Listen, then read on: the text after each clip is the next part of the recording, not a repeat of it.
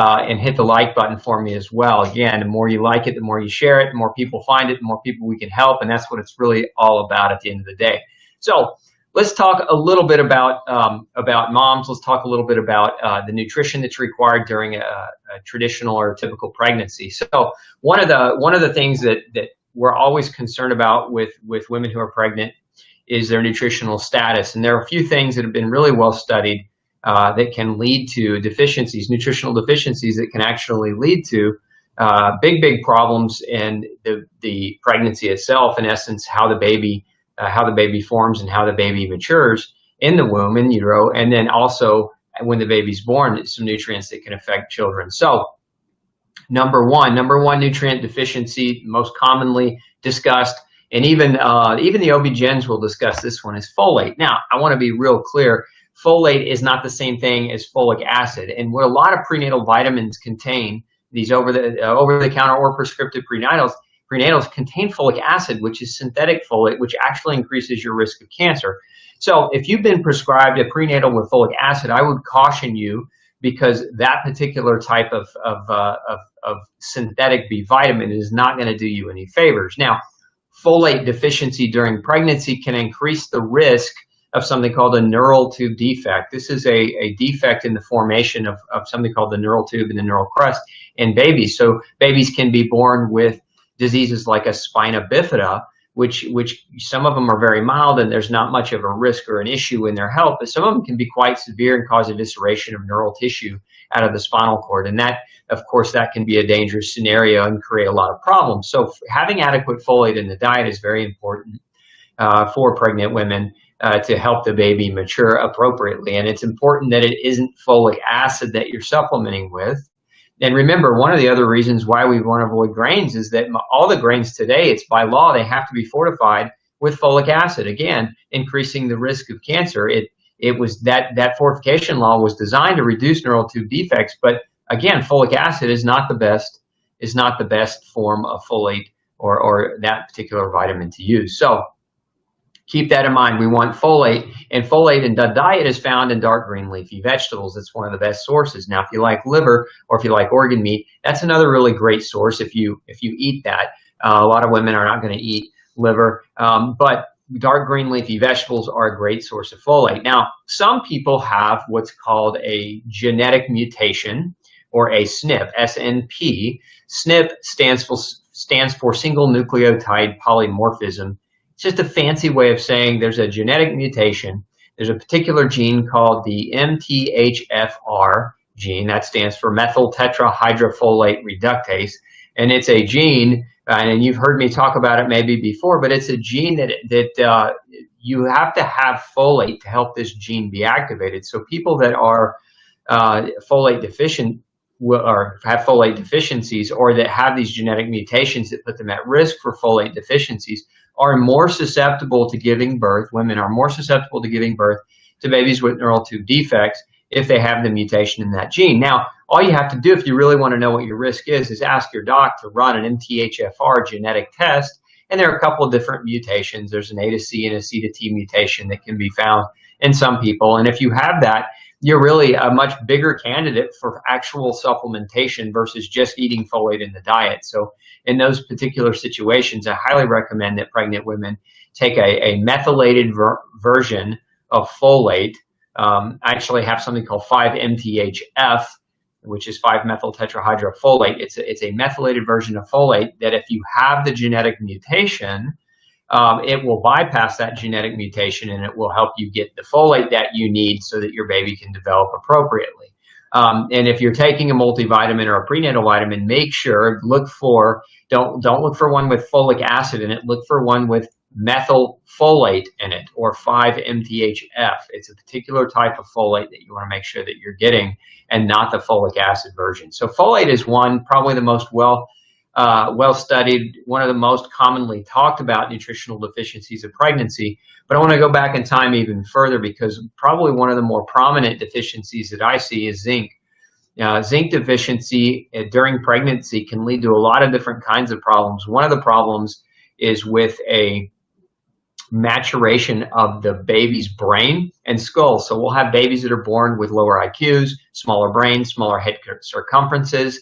We'll have babies that are born with lack of muscle, or what's called atonia, where they don't have the muscle tone. We'll have a number of different defects, birth defects associated, and there are also cases of spontaneous abortions where the mother won't carry the baby to term because of a zinc deficiency, because zinc is so crucial and so necessary for so many of the different protein growth functions in the fetus. So very, very important to make sure you're getting adequate zinc in the diet. You can find zinc in the diet. Most of our zinc that we are going to get is going to come from meat. So if you're a vegetarian, you've got to make sure you're getting adequate quantities of zinc. I'd highly recommend that you supplement with a high quality prenatal that's going to have a high quality form of zinc, like a zinc picolinate or a zinc gluconate or a zinc citrate in terms of the form. Those are really, really good forms of zinc, and for most people, they're really highly bioavailable and absorbable. So zinc, very important nutrient for during the pregnancy. Another nutrient that's very, very critical, that's very, very common to be deficient, are omega-3 fatty acids. Now these these are fats, right? These aren't vitamins or minerals, but they're fats. And so if we think about neural tissue, the baby's brain, spinal cord development, a huge chunk of that development is dependent upon omega-3 fats. There's two kinds of omega-3 fats that you need to make sure that you're getting enough of during pregnancy. One is called EPA. EPA stands for eicosapentaenoic acid, or EPA. And then DHA, docosahexaenoic acid. DHA, very, very critical, very, very important for mothers to get adequate quantities of omega-3. Now, one of the recommendations oftentimes for pregnant mom is don't eat fish. Now, and the problem with that recommendation is you don't eat fish. Where are you getting your omega-3s? Now, you can get omega-3s in things like flax, but it's a lot harder to get omega-3 if you're not eating the seafood or the fish or the grass-fed meats, which is where you're going to get most of the omega-3s. Now, some people will supplement with an algae source, or some people will supplement again with ground flax in a smoothie and get some omega-3s, but those omega-3s are not as readily usable by the body as the ones found in animal products. Now, there are exceptions to that rule, but for most people, a high quality fish is going to be an important way to get omega-3 into the diet. So some people worry about the bigger the fish, the more mercury exposure, and mercury potentially can create birth defects as well. So there are ways around that. We can eat smaller fish. We can take a fish oil that's been distilled to not contain the mercury itself. It's what I would recommend. I recommend 2 grams as a minimum, 2 grams of omega-3, and preferably 3 or 4 grams of omega-3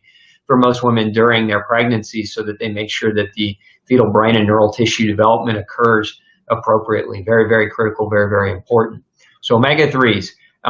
Let's talk a little bit now. I want to move fast forward a little bit, and I want to talk a little bit about babies and breastfeeding, and as we get into the post-pregnancy realm, what happens to a lot of women, and I see this in my clinic a lot. Women will come in and they'll be having trouble breastfeeding. The baby will actually be trying to breastfeed, but a rash will develop around the mouth, or the baby will have chronic diarrhea or some type of health issue, and so then the doctor, the pediatrician, or the doctor for the mother will make the observation or make the suggestion that somehow the baby is allergic to the breast milk. Now, nothing could be more ridiculous than a baby being allergic to mom's breast milk. So I want to say that because it's super important that you understand that the absolute best food for any newborn baby is breast milk. And there's no such thing as breast milk allergy. Now, on that note, there is such thing as a mom eating foods that the baby is allergic to, and that coming through, some of those proteins coming through in the breast milk. So this is where it's really important to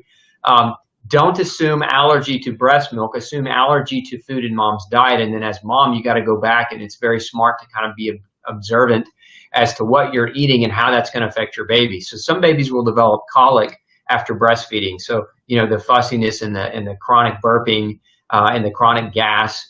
And so you kind of got to play with your diet. There are certain foods that are gaseous forming, particularly cruciferous vegetables for some babies can be really gaseous forming and cause a lot of colic. So that would be things like broccoli or cabbage or cauliflower or Brussels sprouts. So it doesn't mean don't eat those things when you're breastfeeding. It means just pay attention, right? Some mothers will be eating gluten, and they're not on a gluten-free diet, and their baby's gluten sensitive, and so the baby's actually reacting to gluten in the breast milk. There've been a number of studies that have actually found this to be the case, where gluten-free children who are babies or infants who should be gluten-free can actually get gluten or gliadin exposure through mom's breast milk. So, sometimes the baby's allergic to the breast milk because of what mom eats, and so it's very, very important, again, to pay attention. So if you find that the baby's reacting to the milk, one of the best things that you can do is start eliminating some of the potentially problematic foods. Some of those problematic foods to avoid, again, like I mentioned earlier, I mentioned cruciferous vegetables, but also problematic foods will be grains. And then really the biggest problematic foods aren't foods at all. It's sugar, high fructose corn syrup, genetically modified ingredients, pesticides, and other what I would call non-food items that are sometimes considered food. So food preservatives like BHA or BHT, butylated hydroxytoluene, which is a common antioxidant food additive, which is a chemical, and I've seen babies reactive to that. I've seen babies react to fluoride in the water. I've seen babies react to a number of different things. So you've got to pull the non-food items out first. Eating whole food during breastfeeding, in my opinion, if you're a mom, look, and I don't say this to be offensive to anyone, but the reality is that being a parent, any of you who are parents know this, but being a parent, it's time to quit being selfish, because being a parent, now we have to first look at the child and the welfare of the child first. So that may mean that you have to start sacrificing certain things. You're going to be sacrificing for the next at least 18 years and probably a lot longer, because as parents, you love your child and unconditionally. And so, a lot of parents don't want to change their diet, and so they struggle, and their babies struggle as a result of their selfishness. Remember that becoming a parent is one of the most selfless acts that you should embark upon, meaning that the child has to come first. They didn't have a choice to be born. You brought them in the world. So you've got to make the changes if you want your child to be healthy.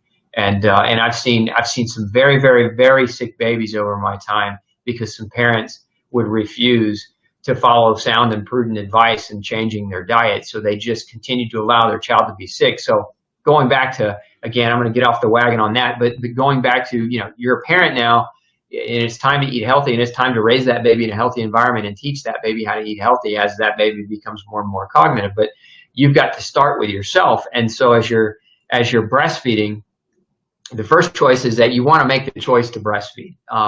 A lot of moms don't do it, and this is not a I gotta be careful here. I don't want to offend anybody, but at the same time, if you get offended, go away. I'm just going to call it like it is. If you're not breastfeeding, because you have to go out of the house to work, I get it. Some families are two-income families, two people have to work, and there's just not the time in the day for the breastfeeding component. However, there are breast pumps, and so it's my advice that I would encourage that over formula, and here's why. Look, if you feed your child formula when you have the option of breast milk, in my opinion, you're crazy. And the reason why, go to the grocery store and just look, read the labels on some of these formulas that are being produced by major companies, and pediatricians are recommending this formula and that formula. Look at the top 3 ingredients. Top 3 ingredients, 9 times out of 10 is going to be corn sugar. Okay, corn sugar, genetically modified corn sugar. Is that what you want to feed your child? Or genetically modified soy protein? Is that what you want to feed a little boy? You want to pump a little boy full of estrogens, soy-based estrogens, when they're developing?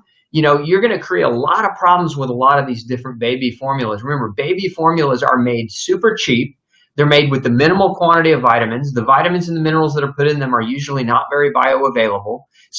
Many of them are synthetics, and aren't doing your child any favor. So why would you want to feed that? It's like it's a chemical exposure that can be 100% prevented at the first of life, when some of the development that's happening with that child in the first 2 years isn't reversible. So if the proper development doesn't occur, you don't get to make that up later. So breastfeeding is definitely hands down the best way to go. And again, I understand that there are working families out there, but I would rather see, and if you were in my office getting guidance from me, I would rather see you use breast donor milk. There are breast donor milks that some people will get from other moms who provide breast donor milk, than to see someone use any of those formulas, even the organic formulas. The organic formulas are horrendous as well. They may not have the genetically modified ingredients, but they're still full of sugar. They're still